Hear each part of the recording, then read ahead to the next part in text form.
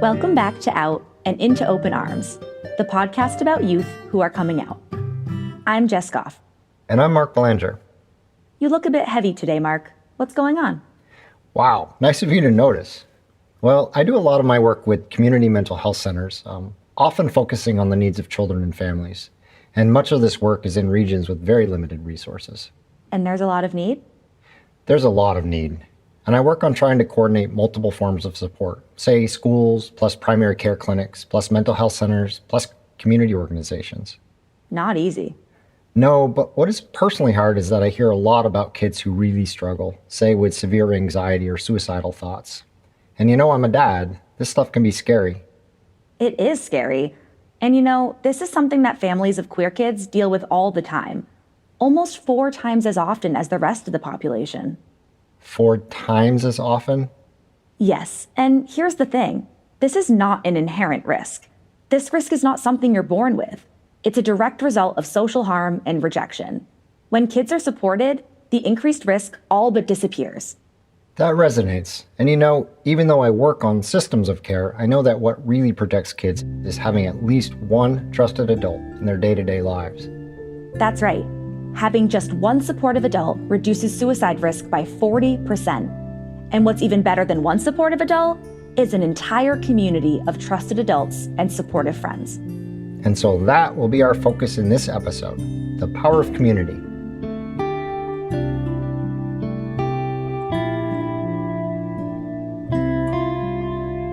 We're going to start with a powerful story from Michelle and Gemma. You may remember that Gemma is in 4th grade, she's a trans girl, and her favorite activity is karate. The story we're about to tell happened at Gemma's school. Michelle had been pleased with the way the school responded to Gemma's changes in identity. Pleasantly surprised even. But a big challenge did arise. Another parent was not happy when they discovered that there was a transgender kid at the school. Michelle got a call from the school alerting her to the situation and pointing her to a series of social media threads with some, commentary. It was just incandescent with rage just reading this stuff. Incandescent with rage. Michelle chose to engage, especially in response to the posts that were just factually wrong. I'm going to push back pretty hard on some of the stuff you're saying because it's pretty ugly. But there's more. Michelle noticed some plans that were developing on the social media thread. So he decided he was going to rabble-rouse a bunch of people to show up at the next school board meeting, even though bathrooms were not an agenda item, but he was going to show up and make some noise. Michelle decided to take action. Okay, well, I can do the same thing. I know people too. So Michelle got the word out to her allies and her friends in the LGBTQ+ community. She will never forget what she saw when she arrived at the school board meeting on a rainy evening. So we get out of our car and the first thing I see is a whole bunch of people with rainbow umbrellas. So I was like, oh, okay, it's on. Immediately, Michelle felt supported. We had people that were there that were holding signs like protect trans kids. They had pride gear on. Once inside, Michelle saw that there was a list to sign up to speak at the meeting. The person who'd initiated the social media thread had signed up to go first. I was the second, and then I see people coming in and just signing up to speak, and we filled the entire roster. We filled the whole first session of public comment, and then after the meeting ended, we filled the second session of public comment. The showing was so overwhelming that the few others who might have spoken in opposition stayed quiet. We know that this is not the first time this community has faced challenges like this. It won't probably be the last time, but we've gotten through it every single time. This community does what we do when we showed up for each other. We show up for the people who need us, and we show up for our own. We show up for the people who need us. We showed up for each other. School board meetings were videotaped. Michelle decided to let Gemma watch some of it. We did not let her see the gentleman who spoke, but we let her watch the video of every single other person, just so look at all of these people who are standing up for you. Letting her see those videos of people speaking up on her behalf. Look, there's going to be people like this dude, but look at who else shows up for you.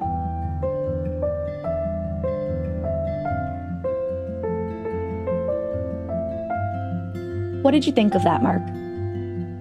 Powerful. Yeah, one word is enough. Powerful. I love imagining Gemma watching the videos of all the people who turned out to support her. Me too. What a strong and supportive community. And listeners, parents, you're going to need this community because you're going to have some new worries as your kids go through this process. And we'll talk about some of those new worries next.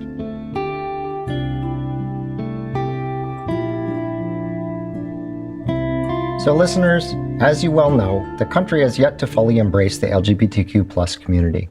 We have a long way to go. There's still a lot of opposition out there, voices that are hard to listen to, voices that just might make you, as Michelle put it, incandescent with rage, as you consider how all of this might impact your very own child. As a parent, you have a dual mission, keeping your child safe and building their resilience. Let's dig into that a bit. Here's Jordan's mom, Karen. What's going to happen to my kid? I don't want anything bad to happen to them. I don't want them to be, I don't even want their feelings to be hurt. So, how do I protect them? Or how do I, build them up so that they are in a good position when they leave the nest? You can hear the tension. How do I protect them versus how do I build them up? Here's Michelle's take. My husband and I talk a lot about this, and it's like, she's 10, she's not 3. She's old enough that she knows what's going on. We keep her from the worst of it, but I can't shield her from this. And in fact, by the age of 10, some of these kids are very aware of what's going on in politics. Here's Dave talking about Izzy. They are tremendously engaged politically. They follow the court cases and the victories and the defeats.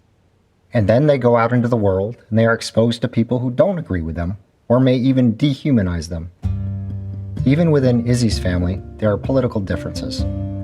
As Dave sees it, Izzy doesn't have any challenges with who they are.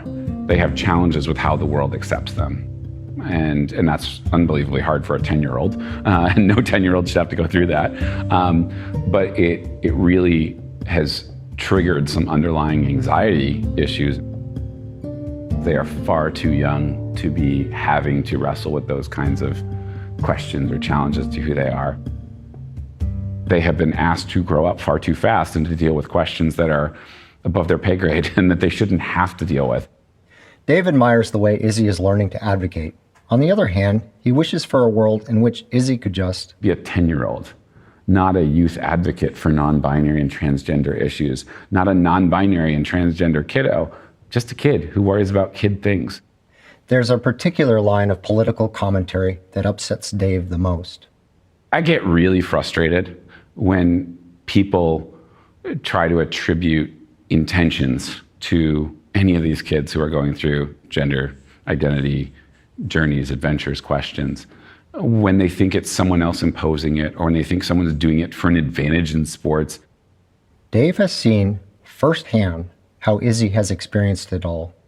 The anguish that Izzy felt, the absolute gut-wrenching stomach aches, it was excruciating and it was painful to watch your kid going through this. So Dave has drawn his clear red line.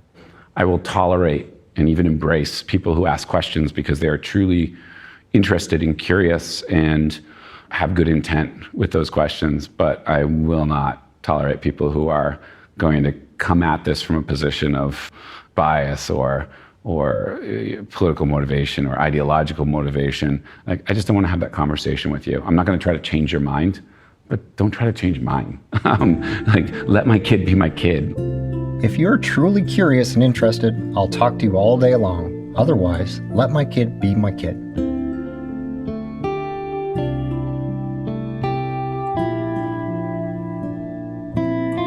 What do you think, Jess? As we record this podcast in the middle of 2025, I'd have to say that the political climate is as difficult as I've ever seen it. After several decades of progress toward equal protections for the LGBTQ+ community, we're seeing a significant reversal. That's right. And as that happens, we're seeing an amplification of voices and messages that are extremely challenging for these kids to hear. We're also seeing more interpersonal violence, scapegoating of the LGBTQ+ community, and new laws that target LGBTQ+ rights. All of this is scary. These laws have even been shown to elevate suicide risk. You know, it's not that there are suddenly more anti-queer people out there. Actually, the numbers show quite the opposite. But they're being emboldened, and they're louder. And I can totally see where Dave is coming from. No kid should have to deal with the hate and hostility while in elementary school, no less. And yet there are limits to what parents can do to protect them. You can't raise kids in a bubble, especially as they get older. That's right. You can shield them to a degree when they're little. But as they get older, parents have to shift their focus to resilience as well. It's a reality of this time. Parents have a responsibility to keep their kids as safe as they can, but they may not be able to prevent all painful experiences. They can, however, equip their children to navigate that pain without changing who they are. That's a nice way to think about resilience. And it's so important, especially since there are additional risks to worry about. And we'll talk about that next.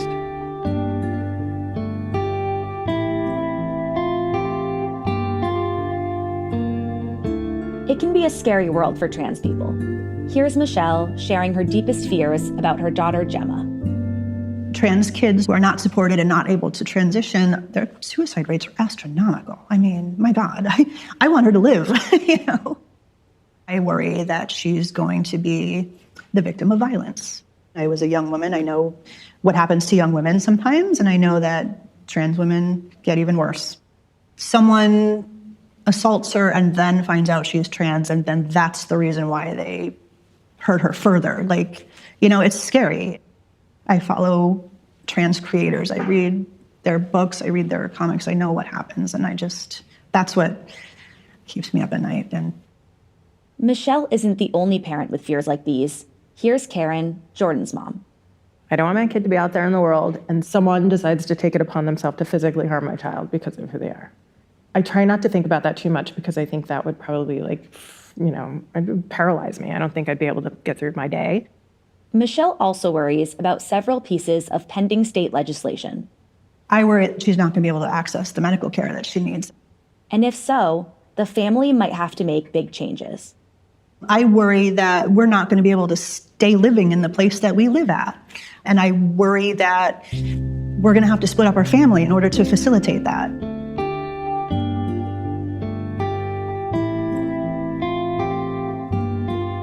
What's your reaction, Mark? It's a whole lot. Yes, it is a whole lot. This is what I heard. You ready? I'm ready. I'm worried that my child might die by suicide. I'm worried that my child might be the victim of violence.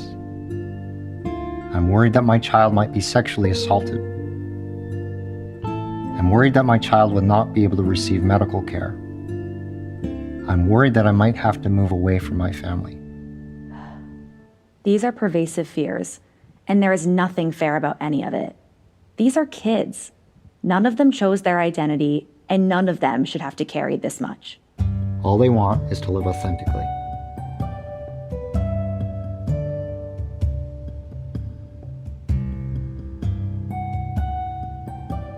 So listeners, I know that last segment was tough, and the most important thing to remember is you are not alone. That's right. You're surrounded by community, and every single person we talked to, kids and parents alike, said the same thing. You're not alone. Tap into your community, find strength in community. And once you start looking for community, chances are you'll find it's a lot bigger and more supportive than you realized. Here's Mary, Peter's mom. It's kind of like when you get a new car and you're like, oh, I've never seen this car on the road before. And then once you buy one, you see them everywhere. I would notice little stickers before, but now I see them, they stand out much more than they used to. So kind of looking at our community in that lens has been really helpful too. There are lots of community events. Speaking of events, lots of the families we spoke with love pride parades.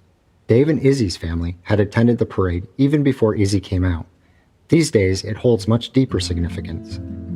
Here's Izzy recalling her first pride parade after coming out. And my dad lifted me up to show me all the people. And there were a lot of flags and stuff. Dave remembers it too. Look at all the people who love you, who accept you.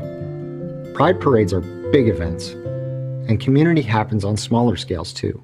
Here's Izzy again, talking about summer camp. I went to an overnight summer camp, and it's for trans and non-binary kids.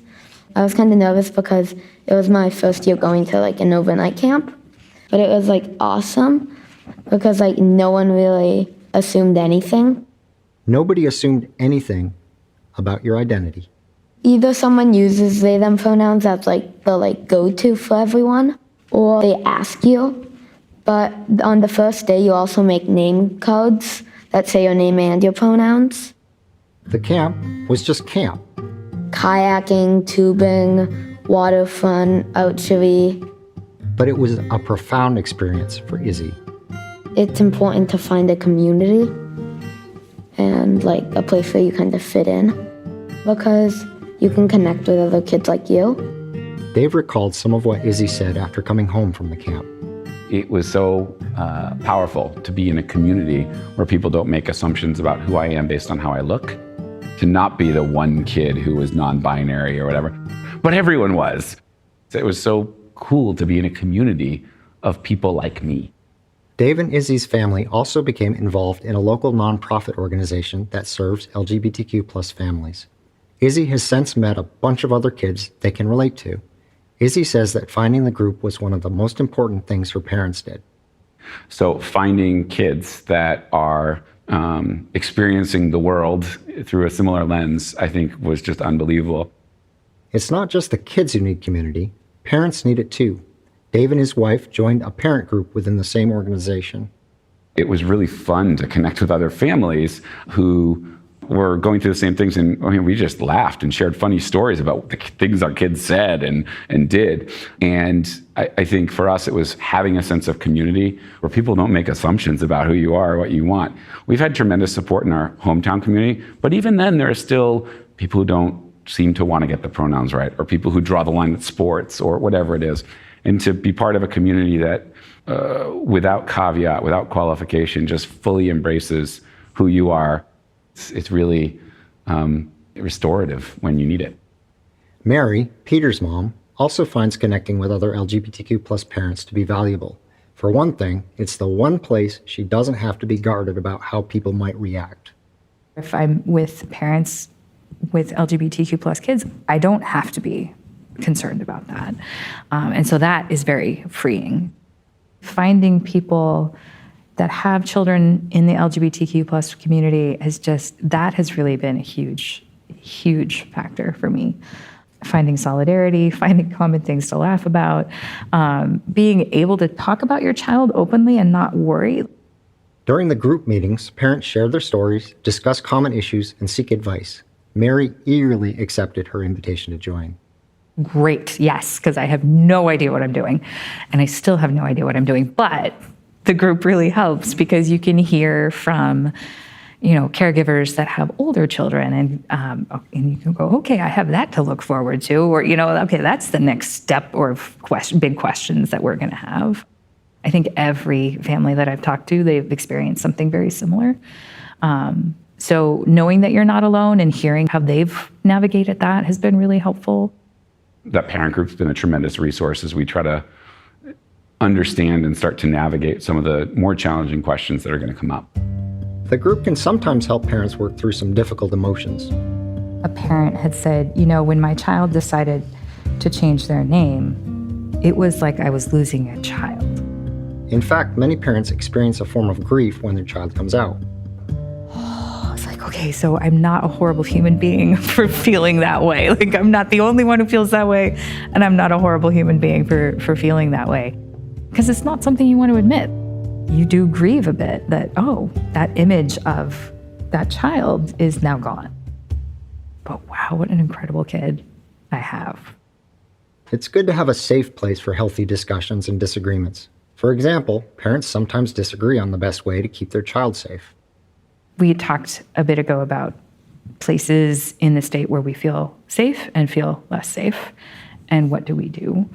And I had said, if we're on vacation and we're in a place where I don't feel safe, I will remove the pride stickers off our car because I'd want to avoid.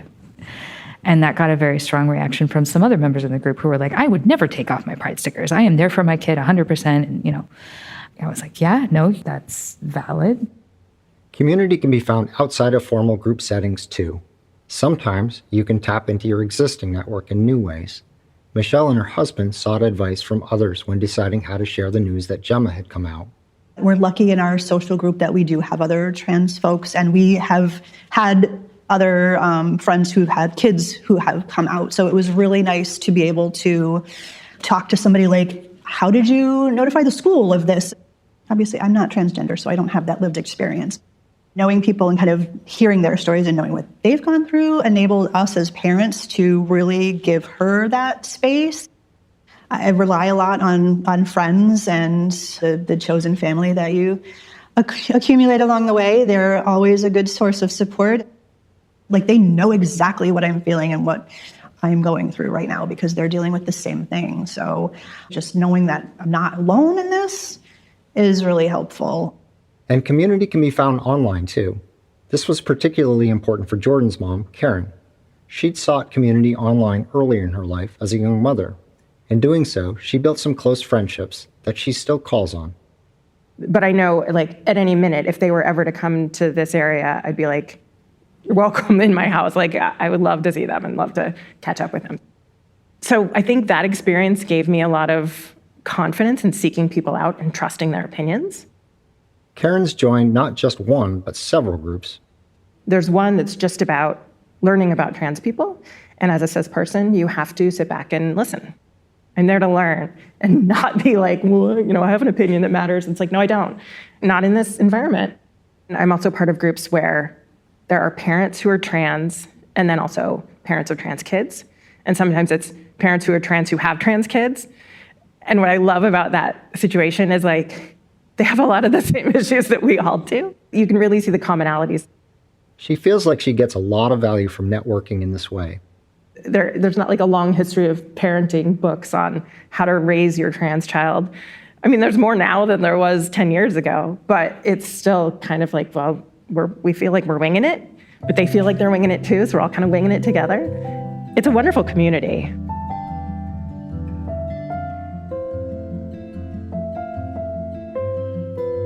So Jess, that was a long segment.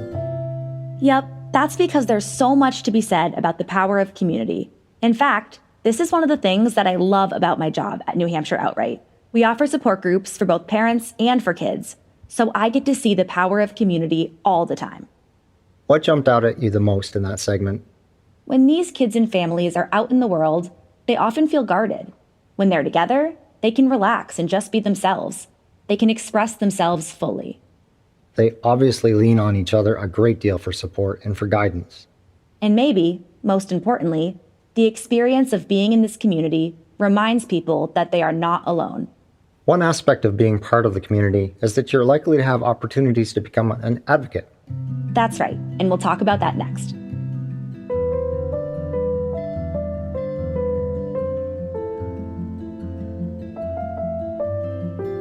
Politics is a frequent topic of discussion in the parent groups that you just heard about. We talk about how to get involved and how to advocate. Here's Dave. I suddenly had a brand new number one issue that I was caring about. And so we do a lot of advocacy where we can around these issues, going to school board meetings, joining the school board. So wherever we can be a voice for Izzy, we're going to be. Yep, opportunities to advocate at the local level arise all the time. In schools, in places of business, in sports leagues, in city and in town halls. Karen had one such opportunity at Jordan's new charter school for the arts. She and Jordan are both happy with the school, but there was an administrative snag that caught Karen by surprise. She explains. He came home from the first day and was like, Mom, they put the wrong name on all of my paperwork. So every time they called roll, it was the wrong name. And I was like, well, that's weird. Let me just make sure, I'll send an email to the administrator and just be like, hey, mix up, can you update this?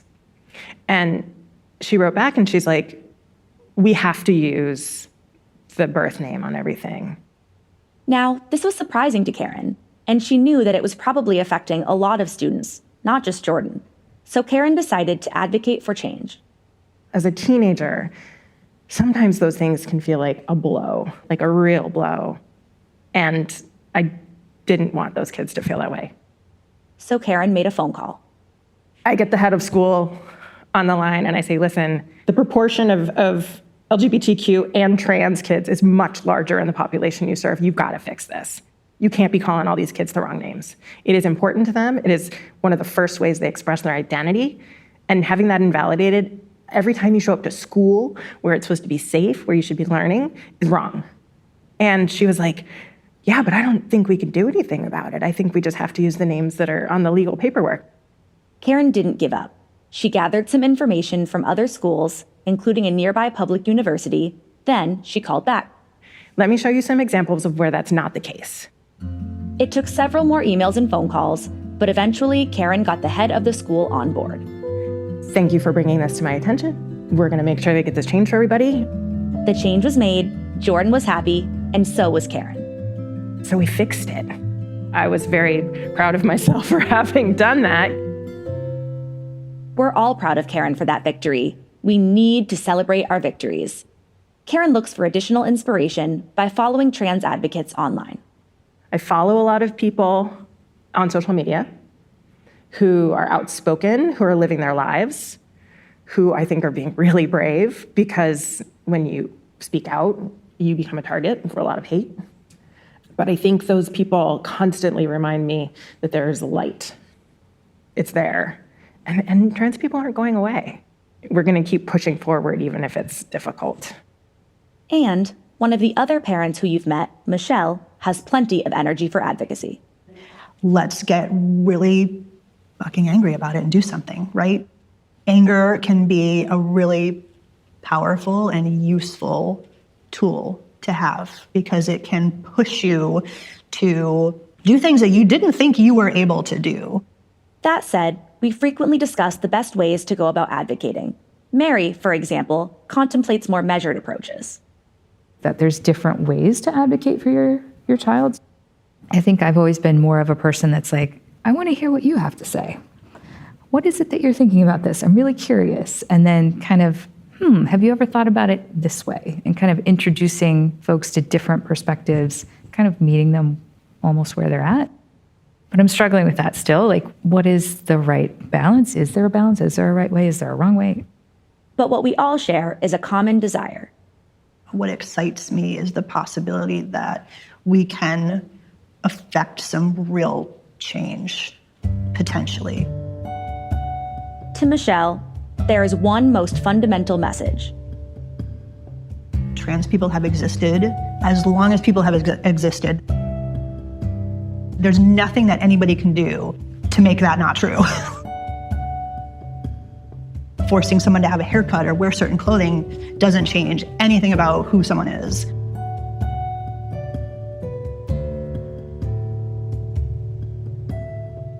What did you think, Mark? I have the sense that joining hands in advocacy brings this community together and makes it stronger.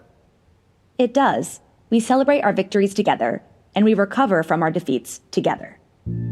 Also, I love Michelle's comments at the very end. Queer people have walked the earth for as long as humans have walked the earth. Yes, queer people are people. We are, all of us, one shared humanity.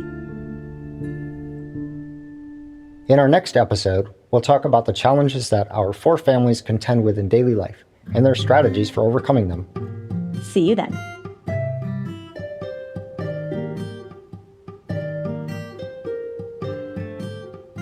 This podcast has been brought to you by New Hampshire Outright. Please check the show notes for additional resources. Special thanks to our hosts, Jessica Goff and Mark Belanger. Our editorial and project management team also included Brady Berry and Amy Rock. Script development, audio production, and additional music composition by Chris Trimble and Treehouse Audio Productions.